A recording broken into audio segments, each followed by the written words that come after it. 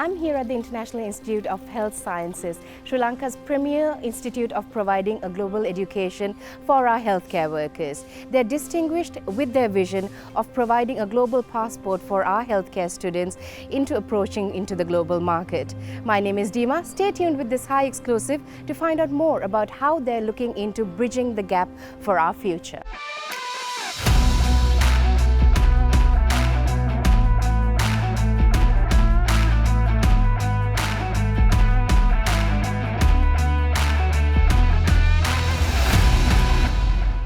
I have Dr. Kitsiri Edrisinghe with me, who is the CEO and co-founder for IIHS. And he's got over 30 years of experience in the health industry and over 20 years experience in the educational industry. Welcome, Doctor. It's a pleasure to have you on with us. Good to be back, David. Thank you. Now, we are talking about the situation in the country and IIHS and how IIH is bridging a void for a more fulfilling future. So let's talk a little bit about the situation and how it's affecting the students overall in Sri Lanka and at IIHS as well. It's indeed a very timely question where we all try to find an answer to that question. Now, if you look at the world situation everywhere in the world, post-COVID, on top of that, the other issues has hit back most of the countries now, where the inflation has gone up, even in USA and Australia. So we have gotten in a very bad debt trap, and we are there. So we can't complain about it. But when you look at the education should move on, health should move on. Those are the essential needs of any society or any community. So if you look at the education today, now everyone is panicked because they are trying to get out of the country because they think this country, there's no future for them. That's individual's viewpoint is that. But how can you approach this issue to answer this question? How I'm going to get out of the country, when I'm going to get out of the country, and for what I'm going to get out of the country, and probably the mode. Now, if you look at the typical way for education, about 10,000, we have about 20,000 students going out of the country each year, and about 50% goes to Australia. So, and then rest are divided amongst the UK, UK, USA, and South Asia. If you look at now, if you take about a 3-year program for your degree program to go, current in rupee terms, per year you'll have to spend about 9 million a year. So it amounts to around 27 to 30 million only for education. Say then you come to the food and lodging as well. So if you have money, if you wanted to go, please go. That's my advice. But make sure what are you going to go for. The job, the work, the degree that you go for, is that degree would have a sufficient sustainable outcome. There's a job outcome. And then if you are not having that colossal amount of money, then what are you going to do? So you try to buy time. Why you have to buy time? Even if you have money, it's very difficult to find dollars to pay your at least the first semester fee for your university. Therefore, you buy time. How can you buy time? There are about 20 to 25 degree holding institutes are also there in Sri Lanka, as well as some deliver the transnational education, that's the foreign degrees in Sri Lanka. So according to your job that you are going to get, please find a program that's suited for you.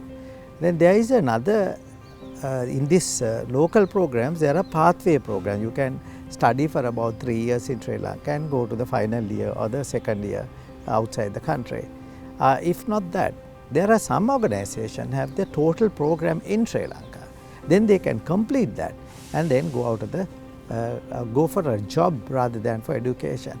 Now, I told you several modes, and the mode that if you complete the whole program in Sri Lanka, if you go out of the country, you are saving about almost 85% of your cost that I mentioned. But if you go for a pathway program, you are saving roughly around 70%.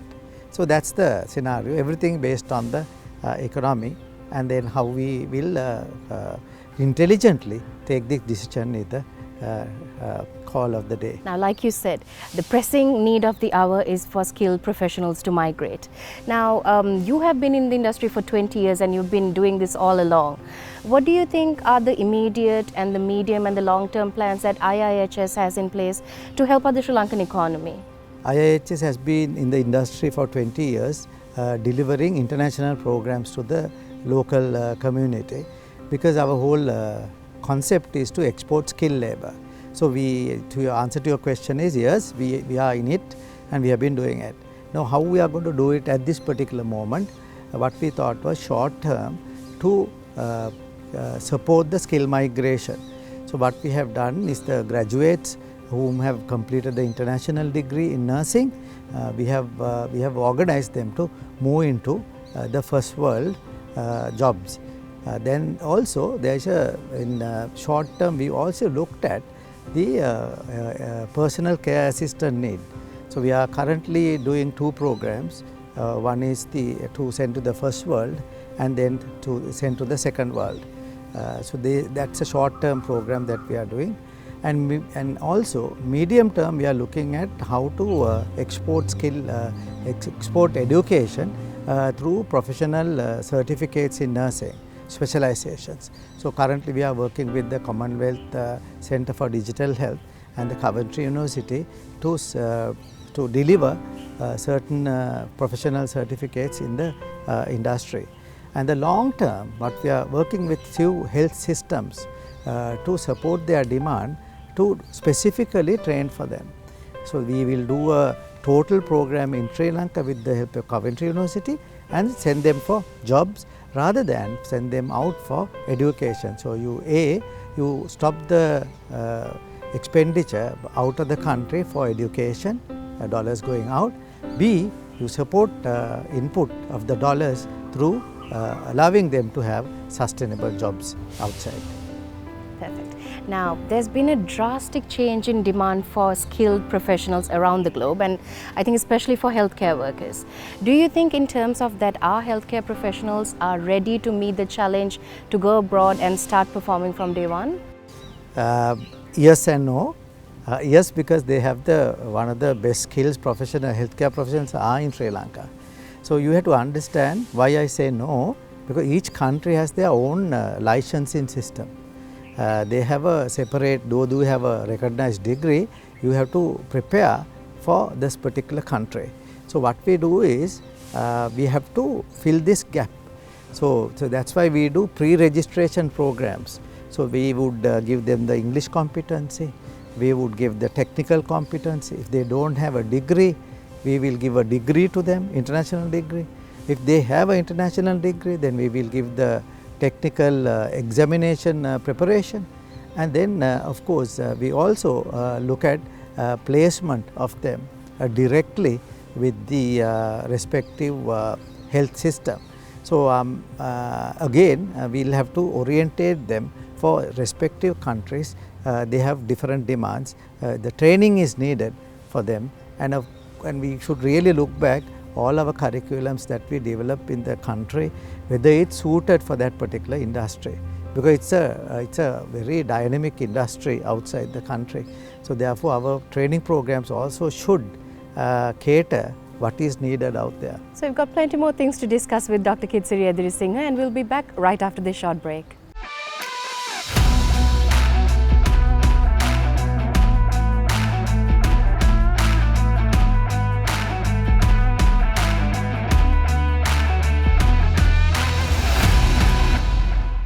Welcome back to the High Exclusive with Dr. Kitsiri Edirisinghe here in Välisaara at the IIHS Institute. Now, Doctor, let's talk about the collaboration that you recently started with National Health Services UK, and I think it's quite an important collaboration for you, and I think healthcare professionals in all of South Asia as well. Let's talk a little bit about that.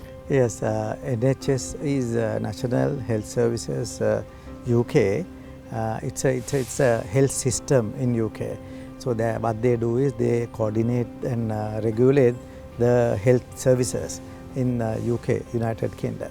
So what we have signed up with the NHS East of England. So they have different trusts. So we signed up with one of them. The important thing here is that when you sign up with an industry where you can directly send your graduates to that particular industry. So one of the key things what is happening here is that they would know exactly what kind of nurses that they are getting in. So it's for initially we sign up with the first stage with the nurses, to export nurses. Secondly, to the care assistant or the allied health sciences professionals, and also personal care assistants. So those are the three areas we are looking at.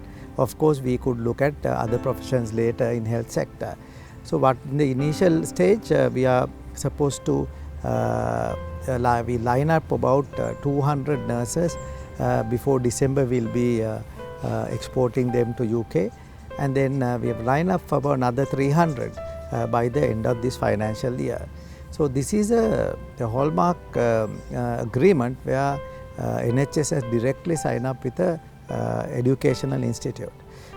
We are also talking to them and about how to do collaborative research, and also to how to support these students who are coming in, whether they could subsidize their education and also align them to what they want at the UK. Also, they don't really look at absorbing all the nurses in Sri Lanka, and they are very mindful of whether it might disturb the local industry. So therefore, they are also collaborating with us to deliver some professional development programs for existing practicing nurses in Sri Lanka as well. Now, coming back to the educational side, I know IIHS emphasizes on doing research papers. Now, their students have published about 1,000 papers on the international and the local platforms as well. Why do you think it is very important to develop this research side of things where the education is concerned? Yes, as I told you before, the international healthcare professional, there is a profile for them. So when we get our students from a local education system, there is a massive gap between this particular student who's coming in and who's supposed to work as a nurse or a healthcare professional. So one of the key ingredients this profile should have is of course the technical competency and the academic competency. That's very straightforward we are giving in our programs. But they would also should be, when we start working, they should be practice on evidence. They can't just come and say, I think this is the thing. They have to say, no, this is what the standard would say. So evidence-based practice is a key ingredient of any healthcare professional who's migrating to the first world.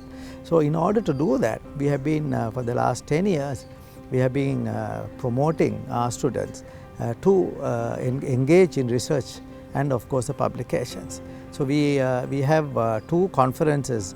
One is the technical conference where they do middle of the year, and then we do the research conference at the end of the year. Now it has become a very international flavor there, and also we are looking at this year also to publish another 200 publications. So in terms of undergraduate research publication, we are the leader in South Asia. So that's a hallmark of IIHS. So now we've got the annual technical conference happening this end of July as well, on the 29th and the 30th, I believe. Yes, this is the almost 20th our technical conference. We always work in collaboration with the international partners. So we are working, this particular theme here is healthcare education, nursing education and nursing informatics. So how to use technology in nursing. So that will be, we will be having in late July, and then we are getting a few universities as well as the Commonwealth Centre for Digital Health be a part of it. And then what we are trying to do is to inculcate the knowledge that we have gathered over the years and mix it with the international knowledge, and then this create a global incubator where the knowledge would grow, and then we are trying to disperse that knowledge, distribute that knowledge through this research and the technical conference. So when we come back, we'll talk about the vision that Dr. Kitsari Edirisinghe has for IIHS to make it a hub for healthcare education.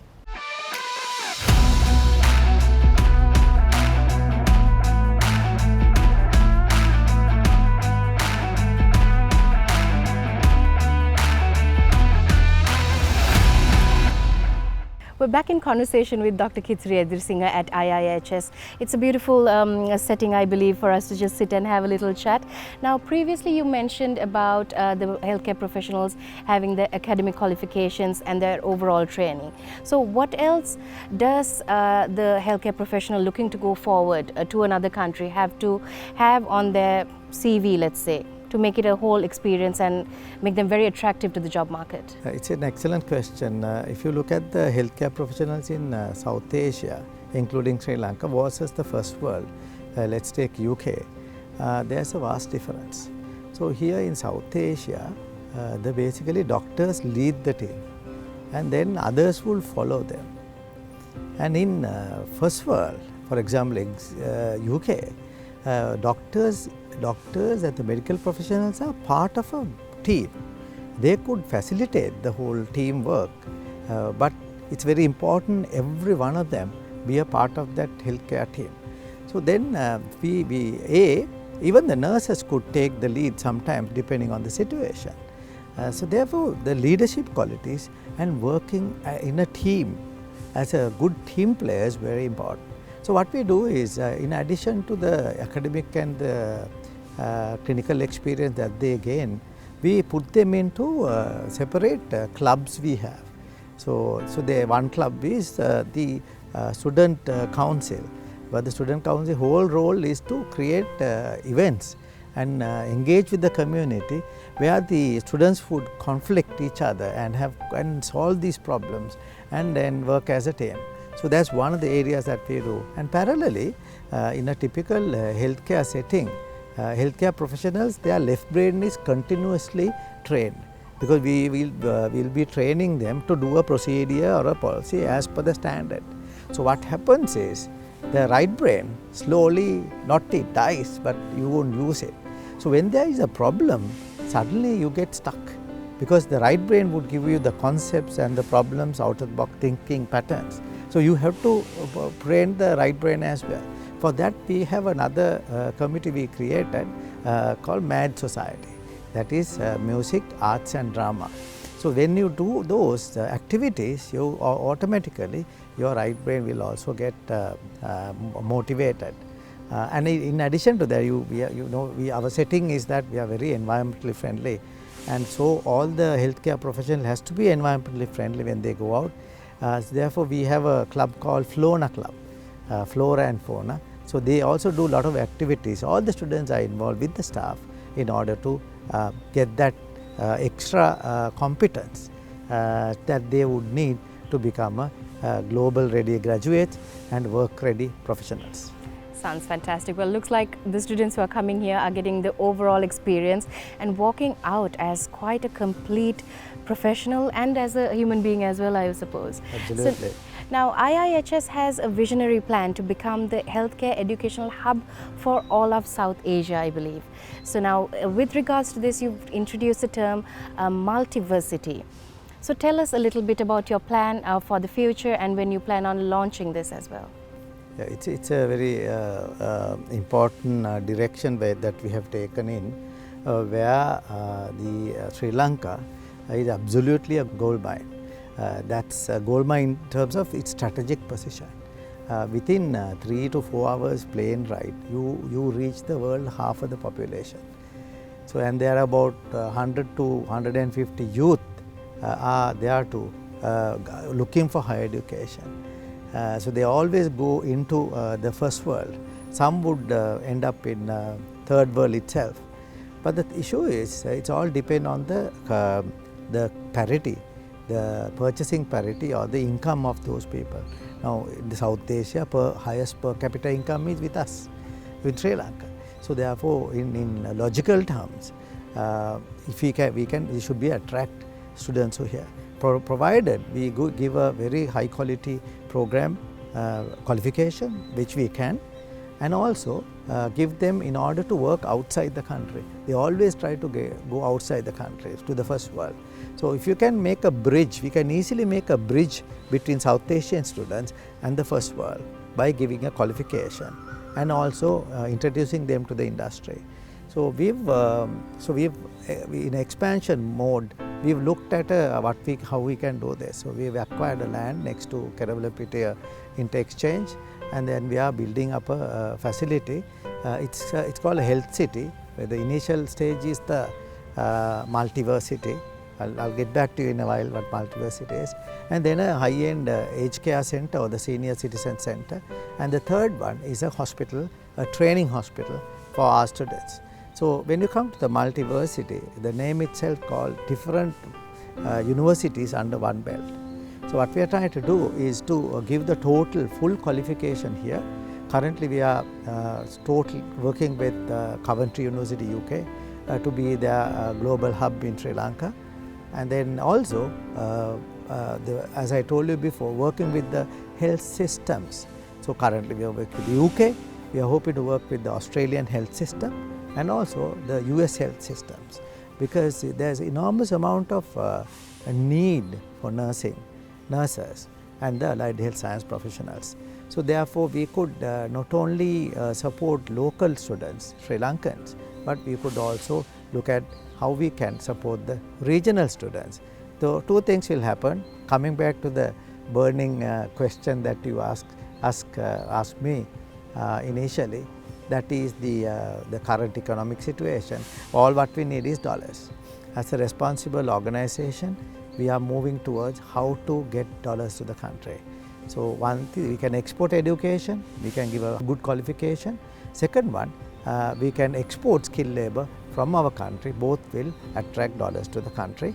And lastly, when you give international qualifications in Sri Lanka with a job outcome, then there is no need for our students to go to foreign university to spend colossal amount of money which I mentioned.